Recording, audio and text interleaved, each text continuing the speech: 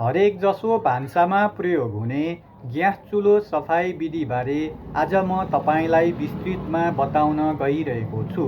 यस्तो चुलोलाई लामो समयसम्म एकोतार प्रयोग गरिराख्दा बर्नरबाट निस्कने आगोको ज्वाला अर्थात् ज्योति मधुरो, धमिलो वा पहेँलो हुन सक्छ। बीचबीचमा आगो निभ्न पनि सक्छ। सिलिन्डरबाट पाइप हुँदै चुलोको बर्नरसम्म बिना अवरोध ग्यास पास हुन नसक्दा यस्तो समस्या आउँछ। त्यसकारण ग्यास चुलो र पाइपलाई सफा गर्ने विधिबारे यहाँ बताउन गइरहेको छु। सबैभन्दा पहिला ग्यासको सिलिन्डरमा लागेको रेगुलेटर अफ गरेर भाँडा बसाल्ने ठाउँ अर्थात् पान सपोर्टर र बर्नर हटाउनु पर्छ। यति गरेपछि चुलो र पाइप सफा गर्न लाग्नुपर्छ। चुलोलाई खोलेर यसको भित्री भागहरू सफा गर्नका लागि सबैभन्दा पहिला पाना वा रेन्च र स्क्रुड्राइभर आवश्यकता पर्दछ। यी सामग्रीको जोहो गरेपछि सिलिन्डरबाट रेगुलेटर निकाली स्क्रुड्राइभरको सहायताले होस पाइप क्लेम्प खुकुलो पार्नुपर्छ। त्यसपछि रेगुलेटर र चुलोमा जोडिएको होस नोजलबाट पाइप निकाल्नुपर्छ। त्यसपछि चुलोमा ग्यास बाल्न र निभाउन प्रयोग हुने नोबलाई निकाल्न सकिन्छ। यिनलाई स्क्रुड्राइभरको सहायताले बाहिर निकाल्न सकिन्छ। सामान्यतया यस्ता नोबमा स्क्रुको प्रयोग कमै गरिएको हुन्छ। त्यसपछि बर्नर हटाउन सकिन्छ। यति गरेपछि चुलोको तल्लो भागलाई माथिपट्टि फर्काएर मिक्सिङ ट्युबलाई निकाल्नुपर्छ। यसका लागि पाना वा रेन्चको प्रयोग गर्न सकिन्छ। ट्युबबाट नट निकालेपछि यी ट्युबलाई सजिलै बाहिर निकाल्न सकिन्छ। यसपछि भने रेन्चको सहायताले नोजल प्लग खोल्नुपर्छ। ग्यास जेट, बर्नर जेट वा इन्जेक्टर समेत भनिने यस्ता नोजल पित्तलबाट बन्ने र अन्य धातुभन्दा केही नरम हुने कारण खोल्दा वा कसदा विचार पुर्याउनुपर्छ।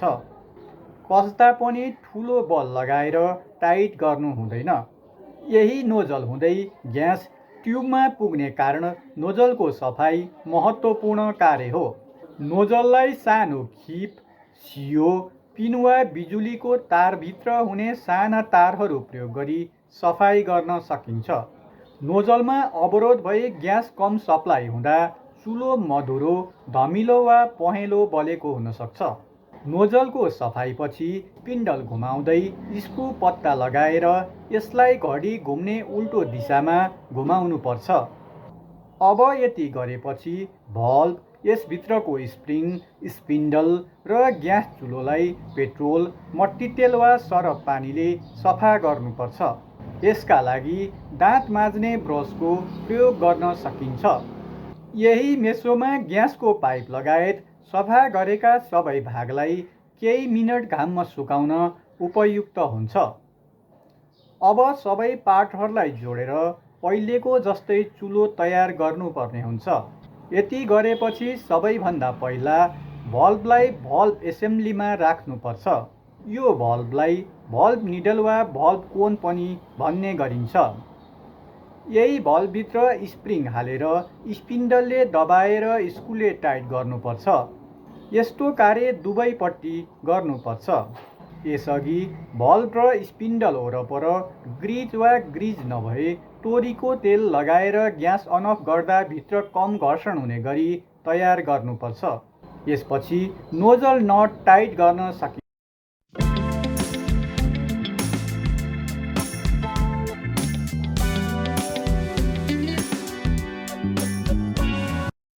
नोजल नटपछि मिक्सिङ ट्युब पनि नटको सहायताले फिट गर्नुपर्छ।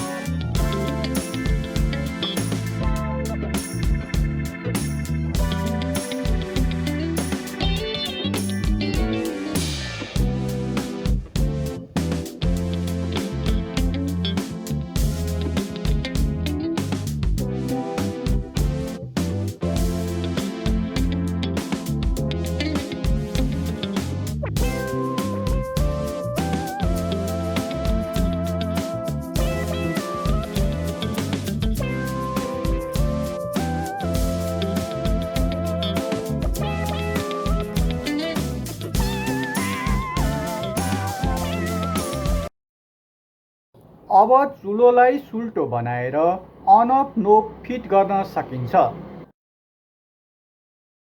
त्यसपछि पान सपोर्टर र बर्नरहरू चुलोमाथि चढाउन सकिन्छ। अब भने पाइपमाथि क्ल्याम्पहरू चढाएर रेगुलेटर र चुलोपट्टि फिट गर्नुपर्छ। यति गरेपछि रेगुलेटर र नोबलाई अन गरी चुलो कस्तो बल्यो भनी परीक्षण गर्न सकिन्छ। सफा गरेपछि बल्ने चुलोले निलो र गाढा ज्वाला दिन्छ। पहिला र अहिलेको तुलना गर्दा चुलो बल्ने क्रममा निकै सुधार महसुस गर्न सकिन्छ। यसरी हामी घरमा आफैले पनि ग्यास चुलो सफा, मर्मत वा सर्भिसिङ गर्न सक्छौँ।